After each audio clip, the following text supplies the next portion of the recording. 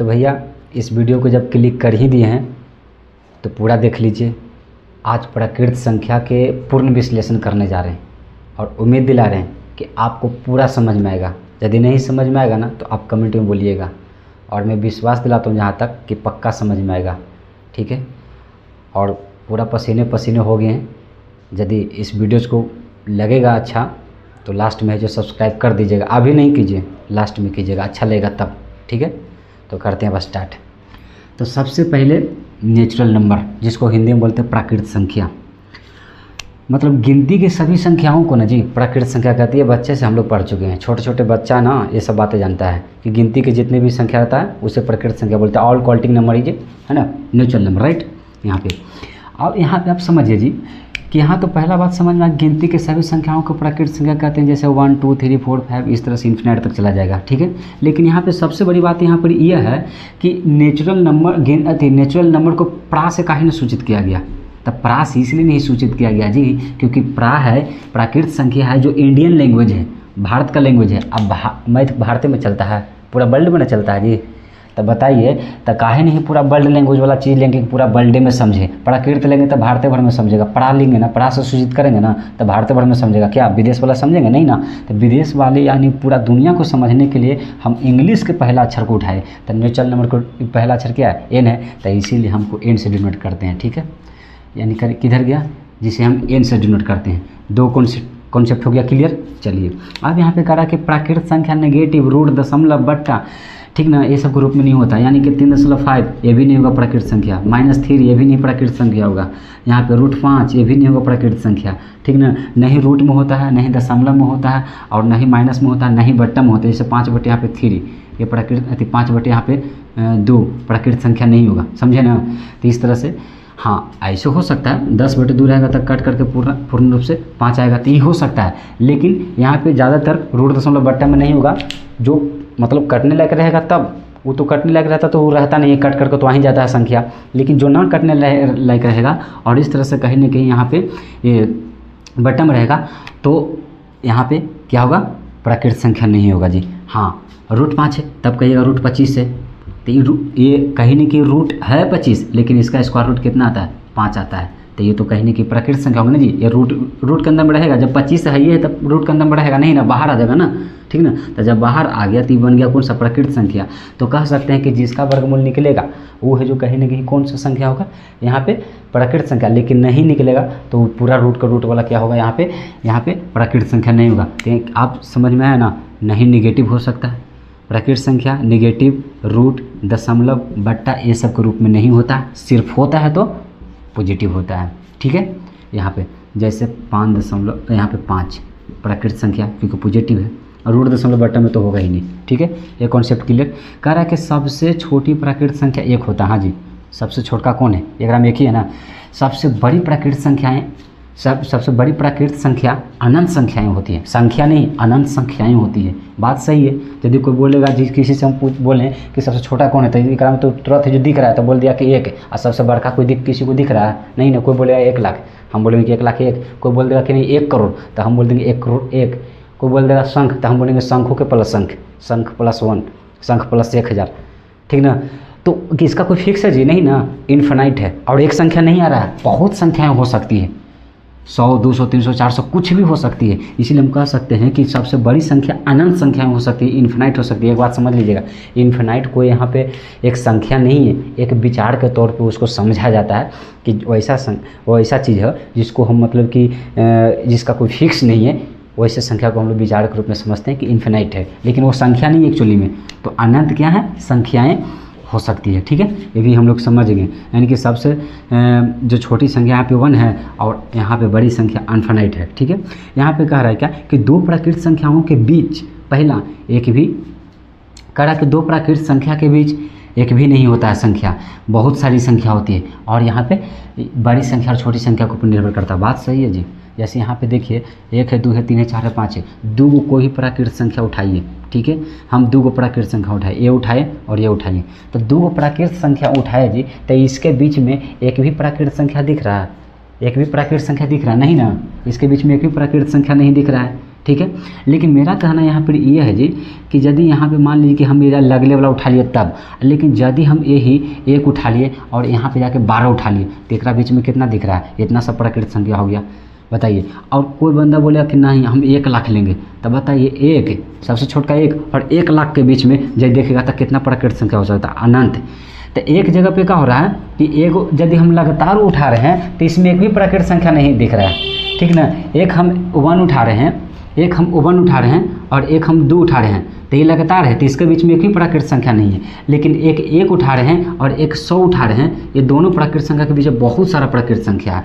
यदि मान ली कि 1 लाख उठा रहे हैं तो इसके बीच में बहुत सा प्राकृत संख्या, तो यहाँ पर एक भी नहीं है और यहाँ पर क्या है, बहुत सारा है। तो वही तो कह रहा है कि 2 प्राकृत संख्याओं के बीच में या तो एक भी नहीं प्राकृत संख्या होगा, या तो बहुत सारी प्राकृत संख्या होगा, या बड़ा नंबर छोटा नंबर के ऊपर डिपेंड करेगा। देखिए जैसे बड़ा नंबर छोटा नंबर के ऊपर डिपेंड कर रहा है ना जी, ये बड़े नंबर छोटा नंबर के ऊपर डिपेंड नहीं कर रहा है, जितना बड़का और छोटा के बीच में क्या है, कैसा इंटरवल चल रहा है, उसके डिपेंड पे मतलब कि पता चलेगा कि कहीं न कहीं कितना प्राकृत संख्या होगा। तो यहाँ पे एक और क्वेश्चन पूछा था कि 2 प्राकृत संख्याओं के बीच में कितना प्राकृत संख्या, तो ऑप्शन नंबर ए में था एक भी नहीं, ऑप्शन बी में था बहुत सारी संख्याएं, ऑप्शन नंबर सी में था कि यह बड़ी संख्या छोटी संख्या के ऊपर निर्भर करती है, ऑप्शन डी में था इनमें से सभी। तो मार दीजिएगा इनमें से सभी, ठीक ना।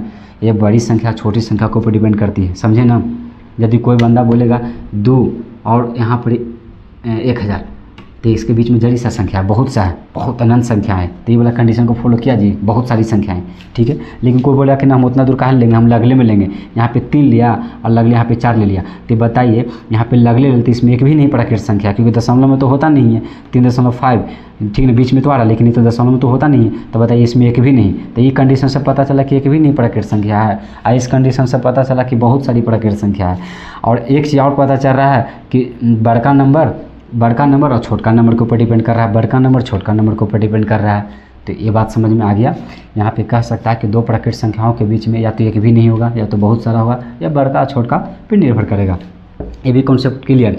दूसरा कह रहा है कि 2 लगातार प्राकृत संख्याओं के बीच में एक भी प्राकृत संख्या नहीं होती। हाँ, अब एक ही समझ में यहाँ पे ज़बरदस्त आएगा। यहाँ पे अगलका क्या कह रहा है कि 2 लगातार प्राकृत संख्या होना चाहिए। जिस देखो 7 और 8 इसके बीच में एक भी प्राकृत संख्या है, 7 और 8 के बीच में नहीं, यानी कि एक भी नहीं, शून्य नहीं। शून्य मतलब ये वाला 0 मत समझ लीजिएगा, ये 0 तो यहाँ पे होल नंबर पढ़ना है। यहाँ पे शून्य का मतलब समझेंगे एक भी नहीं, ठीक ना। तो 7 और 8 2 लगातार लिए, इसमें एक भी प्राकृत संख्या नहीं दिख रहे हैं। 11 और 12 लिए, इसमें भी एक भी प्राकृत संख्या नहीं दिख रहा है, ये भी क्लियर। तीसरा करा कि 3 लगातार प्राकृत संख्याओं के बीच में कितना प्राकृत संख्या होता है। 3 को उठा लो लगातार, लेकिन कह रहा भैया यहाँ पे क्या कह रहा, लगातार कह रहा। जैसे मान लो कि 5 लेते हैं, 6 लेते हैं, 7 लेते हैं, ठीक है, 3 को प्राकृत संख्या लेते हैं, लेकिन तीनों प्राकृत संख्या के बीच में कितना प्राकृत संख्या दिखा, एगो। तो 3 लगातार प्राकृत संख्याओं के बीच में कितना प्राकृत संख्या, सिर्फ एगो। यहाँ भी उठा लो 10, 11, 12, ये तीनों के बीच में देखिए एक ही गो है ना, ठीक ना। तो 3 लगातार प्राकृत संख्याओं के बीच में कितना प्राकृत संख्या जी, एगो प्राकृत संख्या। कह रहा है कि 2 लगातार प्राकृत संख्याओं का अंतर हमेशा -1 होता है, जो कि प्राकृत संख्या नहीं है। बात सही है। 2 लगातार प्राकृत संख्या कोई भी लीजिए, जैसे कोई लेगा 19 और कोई लेगा 20, ठीक है, 2 लगातार लिए। अब दोनों का अंतर कीजिए, अंतर मतलब घटाव होता है, ठीक ना, घटाव कीजिए तो -1 आएगा कि नहीं आएगा। कुछ भी लीजिए ना जी, मान लीजिए कि कोई यहाँ पे 99 लिया और कोई यहाँ पे 100 लिया, और दोनों के अंतर करें, लेकिन लगातार होना चाहिए संख्या, क्योंकि पहले ही कह दिया कि 2 लगातार संख्या होना चाहिए। क्या कह रहा है यहाँ पे, 2 लगातार प्राकृत संख्याओं का अंतर -1 होती है। बात सही है। 2 लगातार यदि संख्या लेते हैं और दोनों के अंतर करते हैं, अंतर मतलब घटाओ, तो -1 होता है, जो कि बताइए ये प्राकृत संख्या है जी, नहीं ना। तो 2 लगातार प्राकृत संख्याओं का यहाँ पे अंतर क्या होगा, -1 होगा, जो कि प्राकृत संख्या नहीं है, समझे ना।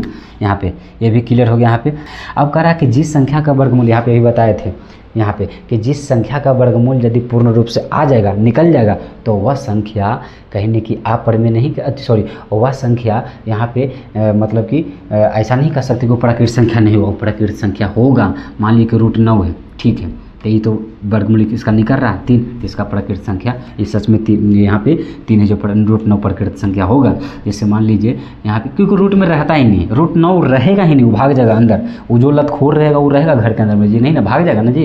यहाँ पे रूट यहाँ पे 16 है, ये भी लतखोर है, 3 लायक रहेगा ही नहीं, तो इसका वर्गमूल कितना 4। तो कहो कि √16 हम लिखबे करेंगे, तो ऐसा हो ही नहीं सकता, √16 को छोड़बे नहीं करेगा, वो बोलेगा यार थोड़ा सा 4 हम लिख ही देते बढ़ा के, वो लिख देगा, ठीक ना। यहाँ पे आप बात समझ गए होंगे, ठीक है। है। तो यहाँ पे इसका ही मान कितना हो जाएगा, ये √4 होगा, 4 क्या होगा, प्रकृत संख्या। तो ये भी समझ में आया ना कि जिस संख्या का वर्गमूल पूर्ण रूप से निकल जाए तो वह संख्या प्रकृत संख्या होता है, ठीक ना। अब यहाँ पे कहा कि यहाँ पे क्वेश्चन पूछा कि निम्नलिखित में कौन जो प्रकृत संख्या है। तो बताइए, ये तो प्रकृत संख्या नहीं है क्योंकि रूट में है। हमने बोला था कि रूट दशमलव बट्टा में नहीं होता है। ये हाँ, इसका वर्गमूल निकल रहा है 5, तो इसका ये अब देख लेते हैं, ये भी नहीं है क्योंकि बट्टा में भी नहीं होता है, माइनस में भी नहीं होता है। तो कौन सा ऑप्शन होगा, ये होगा। समझे क्या। अब कह रहा है कि निम्नलिखित में कौन से जो प्रकृत संख्या है। तो बताइए, इसका वर्गमूल नहीं निकल रहा, रूट में तो है लेकिन वर्गमूल नहीं निकल रहा, नहीं होगा। ये भी नहीं होगा जी, सॉरी, ये भी नहीं होगा, ये भी नहीं होगा, ठीक ना। ये भी दशमलव में है, नहीं होगा। तो कौन सा होगा, ये भी नहीं होगा, ये भी क्या है, नेगेटिव है, नहीं होगा। तो ऑप्शन नंबर ई होगा। 5। अब बोलिएगा 5 ऑप्शन दे, हाँ दे दिए, क्या कीजिएगा 5 ऑप्शन दे दीजिए क्योंकि हमको थोड़ा बहुत समझाना था। तो यानी कि ऑप्शन नंबर ई होगा। क्वेश्चन कह रहा है जी, क्वेश्चन कह रहा है कि 4 प्राकृत संख्याओं का योग क्या होगा। तो अब बताइए जी, प्राकृत संख्या तो बहुत सा है लेकिन 4 को कौन बुला लें। अब बताइए, ये बता सकते हैं नहीं ना। तो यानी कि इसका आंसर तो निकाल पाना संभव है ही नहीं है। 4 को कौन सा लीजिएगा आप, 4 लीजिएगा, 20 लीजिएगा, 12 लीजिएगा, 1000 लीजिएगा, मतलब 999 लीजिएगा। 4 को प्राकृत संख्या का योग बोल रहा है तो कुछ भी हो सकता है, जी आंसर बदल के आ सकता है, कुछ भी हो सकता है, इसका कोई फिक्स नहीं, अनंत है, ठीक ना। तो इसका निकाल पाना संभव नहीं है क्योंकि वह संख्या पूर्ण रूप से नहीं है। तो इस तरह का ऑप्शन देगा। तो यहाँ पर लिख दिया डायरेक्ट, इसका सोल्यूशन क्या होगा कि इसको पूर्ण रूप से निकाल पाना संभव नहीं है। इसके मतलब कि आंसर बहुत सारे हो सकते हैं, ठीक ना। तो ये हो गया। यदि कह दिया कि 4, अगल का क्वेश्चन कहते कि 4 लगातार, सॉरी, क्वेश्चन कह दिया कि 4 लगातार प्राकृत संख्याओं का योग क्या होगा। अब बताइए, 4 को प्राकृत संख्या लगातार बोल रहा है, ये भी नहीं हो पाएगा। कितना लीजिएगा, कोई 1000 लीजिएगा, कोई 1001 लेगा, कोई 1002 लेगा, कोई 1003 लेगा। 4 को तो ले लिए, 1 2 3 4 को। और कोई 1 लाख लिया था और का क्या है, योग जोड़ करने के लिए बोल रहा है। तो कोई 1 लाख लिया तो बताइए उसका आंसर कुछ और आएगा, इसका कुछ आंसर और आएगा। मतलब कि इसका भी कहीं ना कहीं एक निकाल पाना संभव नहीं है। एक क्वेश्चन कहीं ना कहीं इस तरह से पर्याप्त नहीं है क्योंकि इसका आंसर पर्याप्त नहीं निकाला जा सकता है। तब यहाँ पे कैसे क्वेश्चन दे सकता है, क्वेश्चन देखिए कैसे देगा। 3 से शुरू, हाँ अब की क्वेश्चन ज़बरदस्त है। कह रहा है कि 3 से शुरू 4 लगातार प्राकृत संख्याओं का योग क्या होगा। तो इसका आंसर हम तुरंत निकालेंगे। कह रहा है प्राकृत संख्या तो बहुत सा है जी, मान लीजिए 1 है, 2 है, 3 है, 4 है, 5 है, 6 है, 7 है, 8 है, 9 है, ठीक है, इस तरह से जा रहा है। लेकिन कह रहा है कि 3 से शुरू, कहाँ से शुरू, कहाँ के वो संख्या 3 से शुरू 4 लगातार, एगो यहाँ से शुरू करना, 3 से शुरू करना। तो 1 2 3 4। तो कह सकते हैं ना जी कि 3 से शुरू 4 लगातार प्राकृत संख्या कौन कौन है, 3 है, 4 है, 5 है एंड 6 है। तब बताइए 3 से शुरू 4 लगातार प्राकृत संख्या का योग मतलब पता है जी क्या होता है, जोड़ होता है। तो 3 है, 4 है, 5 है और 6, सबको क्या कर दीजिएगा, जोड़ दीजिए ना यहाँ पे। तो 6 4 10 5 15 और 15 3 18 हो गया इसका आंसर। समझिएगा, 6 4 10 5 15 3 18 हो गया। लेकिन कल को क्वेश्चन देगा कि और इसका गुणनफल क्या होगा, और इसका गुणनफल भी निकालें, समझ रहे हैं। इसका गुणनफल भी निकालने के लिए बात कर रहा है। तो इसका गुणनफल भी निकालेंगे। 3 से शुरू 4 लगातार संख्या का गुणनफल। अब बताइए, अब यहाँ पे जो 3 था, 4 था, 5 था, 6 था, ये जो संख्या था इसको गुणनफल कह रहा है। तो बताइए 3 चौका 12 और 12 50 60 और है ना, और 60 से 600 कीजिए तो 636 360 आ गया आंसर। 30 प्रकार के आंसर हो, इस प्रकार का क्वेश्चन हो सकता है ना, तो बताइए ऐसा क्वेश्चन। लेकिन अंतर नहीं होगा जी, अंतर 2 ही संख्या के बीच में होगा, जो कि लगातार वाला मैं बता दूं, 2 लगातार संख्याओं के बीच का अंतर कितना -1 होता है। अब बताइए यहाँ पे भागफल भी नहीं हो सकता, लेकिन इस तरह से दो संख्याओं का भागफल हो सकता है, दो प्राकृत संख्याओं का, लेकिन दो यहाँ पे योगफल और गुणनफल ही क्वेश्चन से राइज करेगा ज़्यादातर। और इस प्रकार क्वेश्चन पूछता है कॉम्पिटिटिव एग्जाम में। तो आज जो विश्लेषण किए ना, यदि अच्छा लगा होगा तो सब्सक्राइब कीजिए, और यदि नहीं अच्छा लगा होगा तो कमेंट में लिखिए, हम उसको सुधारेंगे कहाँ पे गलती की है। ठीक है भैया, ऑल द बेस्ट। यदि